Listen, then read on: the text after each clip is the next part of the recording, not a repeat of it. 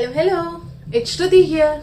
Welcome back to the Old Book Bar, where we are all about books. Today I'm going to do a quarterly wrap-up video. The first quarter of the year was really bad in terms of reading, as I was very much occupied with so many other things. So I didn't have much for a monthly wrap-up, so I'm here with a quarterly wrap-up video. So I've read around 8 books this year so far, and that's it. Without much ado, let's see which those books are and how I felt about those books. Book number 1 is The 7 Husbands of Evelyn Hugo, which is the story of a very popular and beautiful Hollywood actress by the name Evelyn Hugo. Her career and life are the main plot of the book, and basically why she married 7 times. The book travels through 2 people. One is a journalist who is facing issues in her own married life, and Evelyn, on the other hand, who is married 7 times. So she is very much experienced in that case. And Evelyn is narrating her life story to be made into a book. So she chose the journalist for this book, and why she chose this journalist is revealed towards the end of the book. The narration is too good, the writing is good, I should say exemplary, and the book itself is really good. I really love the book. Book number 2 is Coraline by Neil Gaiman. The story is about a young girl, Coraline, who gets trapped in another world she discovers by going through a door in her new apartment. She walks through the door to find a mirror image of her own house with replicas of all the people in her original house, like the people living upstairs, downstairs, everyone is there. But there is only one difference, that they have buttons sewn into place instead of eyes. So there she found her parents' replicas as well, the other father and the other mother. That's what they call themselves and how they introduce themselves. So it's a very interesting story of how Coraline, as a really young girl, she faces all the adversities very boldly to escape from the other mother and come back to her original family. It's a really great book. I really loved it. Book number 3 is The Perks of Being a Wallflower by Stephen Chbosky. This book is written in the form of letters that Charlie writes to another person. He addresses that person as friend. Charlie's life takes a turn after the death of his best friend, and he's not very social and he doesn't have any friends until he meets Sam and her brother Patrick, who are seniors in school. He has feelings for Sam, but Sam insisted that they shouldn't be in a relationship. So Charlie writes about all the day-to-day events that happen in his life. That may be what happens in his house, or what he did today, or how he's feeling today, what's happening around him. His conversations with friends, family, and even his doctor. Everything is written to his new anonymous friend, and the story is revealed through these letters. It's a very beautiful story, and I love this book really very much.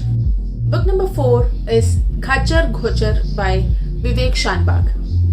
This story can be placed in any middle class Indian household. So there is one person in the whole family who takes care of all the others, earns and provides for them, and doesn't have a family of his own. He is not married and he doesn't have a wife or children or anyone. And this book ends as a cliffhanger, and that's something I don't like very much, but the writing is good and I think everyone can relate to this story. Book number 5. It's a very little book. It's Art Matters by Neil Gaiman. It's a very simple non-fiction book which I think will be beneficial, especially for children. It tells us to gain more knowledge, to keep reading, and most importantly, to create art. In whatever form you like to, you have to create art. And it has so many pencil illustrations as well. and I'm loving Neil Gaiman's work more now.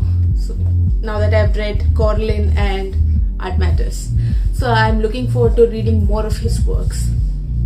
And now, book number 6, The Devil and the Dark Water by Stuart Turton. It's a mystery thriller novel which happens in a ship, and there are so many mysterious things that happen to the passengers. So it starts with this man Sammy, who's a renowned detective. He's imprisoned and transported in this ship, and he's accompanied by his assistant Arendt. And Arendt is determined to find out why Sammy is imprisoned. So that is one question that runs throughout the book. And then there are so many nobles and other people, workers, everyone as well, apart from these two people in the ship. And above all, there are like some really valuable and mysterious cargo in the ship. So many questions arise throughout the book, and it is executed nearly perfectly. And it has a lot of characters that I had to go back and forth to find out who's who. And I buddy read this book with Belinda, whose Instagram handle is @itsbell. So I'll leave a link to her profile in the description box. So don't forget to check that out. Book number 7 is The Kingdom of the Wicked by Kerry Maniscalco. This story is about the twin sisters Emilia and Vittoria, who are witches, and they live secretly among other humans. So magic is not performed out of their home, and they are like normal people only.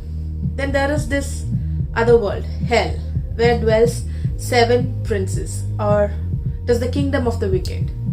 And Emilia summons Wrath, one of the 7 princes of Hell, after she finds the dead body of her twin. Vittoria was murdered and her heart was taken out. So Wrath claims to be on Emilia's side and helps her solve her sister's murder, which is among a series of similar murders. Around 13 people, 13 girls were murdered in a similar fashion. And the sequel to this book, Kingdom of the Cursed, will release soon, and I'm waiting to find what happens to Emilia after this book. And the last book that I read in this quarter was The Once and Future Witches by Alex E. Harrow, which also was buddy read with Belinda. So this is a story of 3 sisters who were separated at very young ages, and they comes together after a long time. So the story is about how the 3 Eastwood sisters, James, Agnes and Bella, so they, along with other women, bring back witching to a male-dominated world. So this is a novel which is empowering and inspiring. It is basically about uplifting all those around us by co-learning. Not that one has to teach other people or like that. I like especially that thing, that it doesn't speak of chosen ones or family lineages. Instead, it tells us that everyone is capable and one needs to work or come to the front to do these things or uplift themselves and those around you as well. So that's all for today's video. I hope you liked the video. If you did, please do hit the like button, share the video and subscribe to the Old Book Bar. Also comment which book you are currently reading. I would love to hear your recommendations as well. So till we meet next, bye bye.